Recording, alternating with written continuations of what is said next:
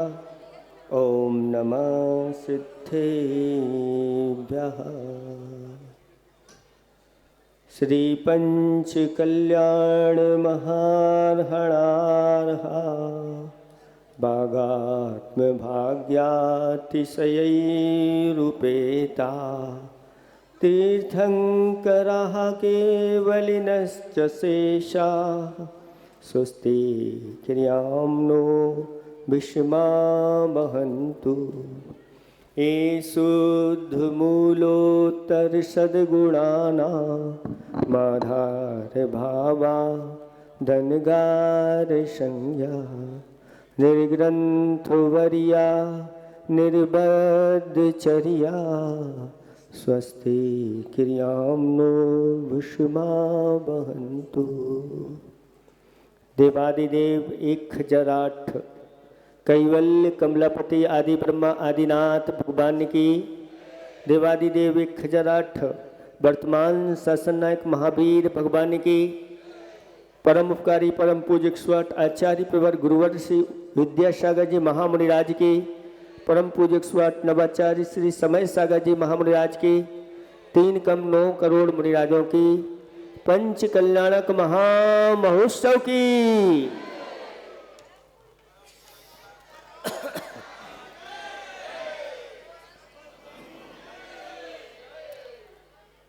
धर्म स्नेही पापात्माओं, कल आपने केवल ज्ञान कल्याणक महोत्सव मनाया था।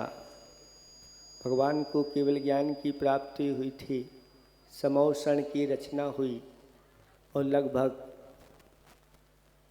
1 लाख पूर्व तक भगवान का पूरे आर्य खंड में विहार हुआ और विहार करते करते अंत में जाकर के उन्होंने 14 दिन पूर्व योग निरोध कर दिया, समोषण का त्याग कर दिया और कैलाश पर्वत पर जाकर के उन्होंने ऐसा ध्यान लगाया। कौन सा माह था जब उनको निर्वाण की प्राप्ति हुई थी? माघ का महीना था और माघ की पूस और माघ की ठंड अपने आप में बहुत ही तीव्र ठंड होती है और वहाँ ऐसे हिमालय कैलाश पर्वत पर जाकर के और ध्यान में एकाग्र हो गए और उनके लिए निर्वाण की प्राप्ति हो गई। हमेशा के लिए उन्होंने अपनी आत्मा को शुद्ध कर लिया। हम सबकी आत्माएं अनादिकाल से अभी क्या है? अशुद्ध है, कर्मों से लिप्त है। और जब तक कर्मों से लिप्त रहती हैं तब तक इस संसार से पार नहीं हो पाते। तीनों प्रकार के कर्मों को नष्ट किया जाता है, द्रव्य कर्म, भाव कर्म और नो कर्म। त्रिविध कर्ममल ज्ञान शरीरी त्रिविध कर्ममल वर्जित सिद्ध महंता ते हैं अमल निकल परमात्म हो गई सर्व अनंता। अब मात्र उनका ज्ञान रूप शरीर है, यानी ज्ञानमय है। उस ज्ञान को आदि लेकर के अनंत गुणों के धाम वह सिद्ध परमिष्ट हुआ करते। और भाव कर्म का तो अभाव हो ही गया, साथ साथ में शरीर जो था नो कर्म, इसका भी अभाव हो गया। और अनंत काल तक अब वह आत्म तत्व वहीं पर शुद्धात्मक के रूप में रहेगा, कभी अब पुनः वापस आने वाले नहीं। सबको जीत लिया। इस संसार में 2 पार्टियां हैं, एक मोहराज की पार्टी है और एक जिनराज की पार्टी है। मोह का साम्राज्य तो सर्वत्र संसार में फैला हुआ है, लेकिन 6 महीने 8 समय में 608 जीव इस मोह राज पर विजय प्राप्त करके जिन राज की पार्टी में शामिल होकर के और सिद्धालय में विराजमान हो जाते। कहा है कि संयम के बिना तप नहीं होता, एकाग्रता के बिना जप नहीं होता, अंतर आत्मा का आवाहन सुनो बंधुओं, मोह को जीते बिना कोई आदिनाथ नहीं होता, महावीर नहीं होता। इस मोह को जीतने की प्रक्रिया जो करते हैं वह जीव एक दिन मोह उनके सामने घुटने टेक देता है। इसलिए हे बब्बात्माओं, सबसे पहले अगर किसी से मुक्ति चाहिए है तो मिथ्यात्व से पहले मुक्ति प्राप्त करो। और जिनकी मिथ्यात्व से मुक्ति हो जाती है, सम्यक दर्शन हो जाता है, फिर उनसे कहा जाता है अब असंयम से मुक्ति प्राप्त करो, असंयम का त्याग करो, संयमी बन जाओ। वो संयमी बन गए हैं तो उनसे कहा जाता है कि अब प्रमाद का त्याग करो, प्रमाद से मुक्त हो जाओ, आप प्रमत्त हो जाओ। और जब आप प्रमत्त हो जाते हैं फिर उनसे कहा जाता है कि अब कसाय का त्याग करो, कसाय से मुक्ति प्राप्त करो। और जिनकी कसाय से मुक्ति हो जाती है उनके लिए अब किससे मुक्त होना है तो कहते हैं योगों से मुक्ति हो जाओ। योगों से मुक्ति होती है, अयोगी हो जाते हैं और अंत समय में घातिया कर्मों का नष्ट हो जाना, यही मोक्ष कहलाता है। यह मोक्ष सब चाहते हैं, कौन नहीं चाहता? बंधन किसको अच्छा लगता है? बंधन किसी को अच्छा नहीं लगता, लेकिन अगर बंधन के साथ साथ अच्छे खाने पीने को मिल जाए तो बंधन भी लोगों को अच्छा लगता। एक छोटी सी कथा सुना करके समाप्त करेंगे कि एक सेठ जी के यहाँ एक ऐसा जीव रहता था जो सोने के घर में रहता था और उसके लिए चांदी की कटोरी में अच्छी अच्छी मधुर मधुर खीर उसको खिलाई जाती थी। उसमें अनेक प्रकार के मेवा डले रहे थे। एक दिन उन सेठ जी के यहाँ एक मुनिराज का आगमन हुआ, आहार चर्या हुई और आहार चर्या के बाद वह सेठ जी मुनिराज को छोड़ करके जैसे ही वापस लौटने को होते हैं तो मुनिराज से पूछ लेते हैं, महाराज मुक्ति का उपाय बताओ। महाराज ने ज़्यादा प्रवचन नहीं दिया, सिर्फ इतना कहा मुक्ति का उपाय इतना सा है, सो जाओ। और मौन हो गए। सेठ जी वापस आ गए और जैसे ही वापस आए तो सोने के घर में रहने वाला वह कौन? तोता। वह कहता है, सेठ जी जय जिनेंद्र, महाराज ने क्या धर्म उपदेश दिया? सेठ जी ने कहा हमने मुक्ति का उपाय पूछा था, लेकिन उन्होंने कहा कुछ ज़्यादा नहीं, कहा सो जाओ। तो मैं तो हमने समझा कि मुझे जाने के लिए कह रहे हैं, तो वापस आ गया। तोता कहता है मुझे मुक्ति का उपाय मिल गया। सेठ जी जाकर के सो गए और सुबह सुबह जब उठे बाहर आए तो पिंजरे में देखा कि तोता सो गया।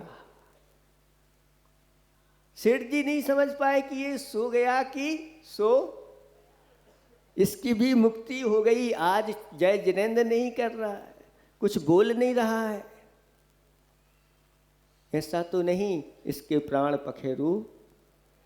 और पिंजरा खोला, उसको उठाया और बाहर निकाला और देखा कि तो कुछ भी हलन चलन नहीं हो रही। धरती पर जैसे ही उसको रखा और वह उड़ करके पेड़ पर जा कर के बैठ गया और कहता है, सेठ जी जय जिनेंद्र, आज मैं मुक्त हो गया। सोने का अर्थ क्या है?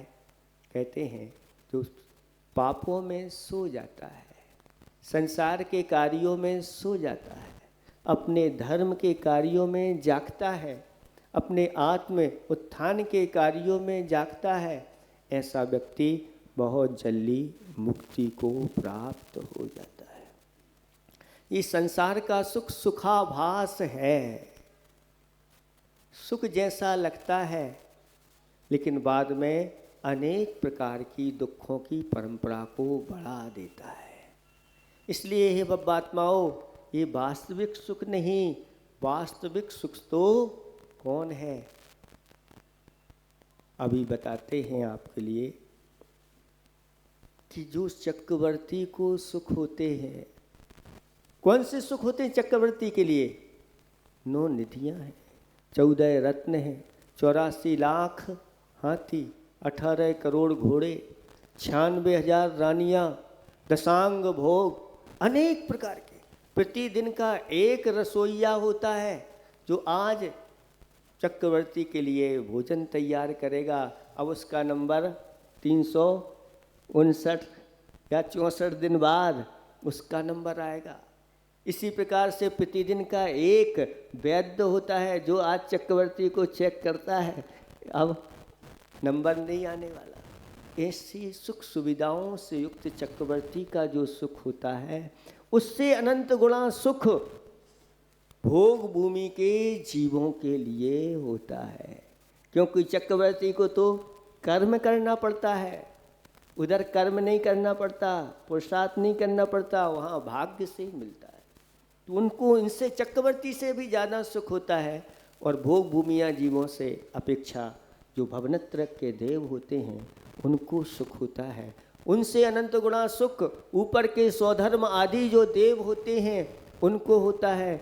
और उस 16वें स्वर्ग तक बढ़ते चले जाते हैं, उससे भी अनंत गुणे सुख अहमिंद्र जो होते हैं उनको होता है। और सर्वश्रेष्ठ अगर संसार का सुख है तो कहते हैं वह सर्वार्थ सिद्धि के देवों को प्राप्त होता है। और इन सब का सुख एक तरफ, और जो शुद्धोपयोगी मुनिराज होते हैं उनका सुख उनसे भी ज़्यादा होता है। और उनसे भी और बढ़ते चले जाओ ऊपर ऊपर के गुणस्थानों में, तो जिनके लिए अनंत सुख की प्राप्ति हो गई है उनका सुख उनसे भी ज़्यादा होता है। इन सब के सुख के अलावा जो जिन संसार का जो सुख होता है उससे भी उन सब का सुख एक तरफ, और सिद्धों के सुख एक तरफ, एक समय का सिद्धों का सुख उनसे भी ज़्यादा बढ़ कर के होता है। वो सुख इसके बाद कभी दुख नहीं आता। ऐसे सुख की प्राप्ति आज भगवान को प्राप्त हो गई। ऐसे सुख की प्राप्ति हम सबको हो। वर्तमान में जो कहा गया है कि इस प्रकार के सिद्धों का सुख ही सर्वश्रेष्ठ सुख है, ऐसा जो सिद्धांत करता है इस पंचम काल में वह जीव भव्य है। इस तरह से आपके पंच कल्याणक सानंद संपन्न हो गए। पंच कल्याणक तो हो गए, अब बाकी नहीं रहा कुछ, मोक्ष हो गया। अब बाकी रह गया है तो अब जो आपने इन 6-7 दिनों के अंदर जो पुरुषार्थ किया है और उसका आपको फल मिल गया है, तो अच्छी तरह से अब उसका उपसंहार कहते हैं कि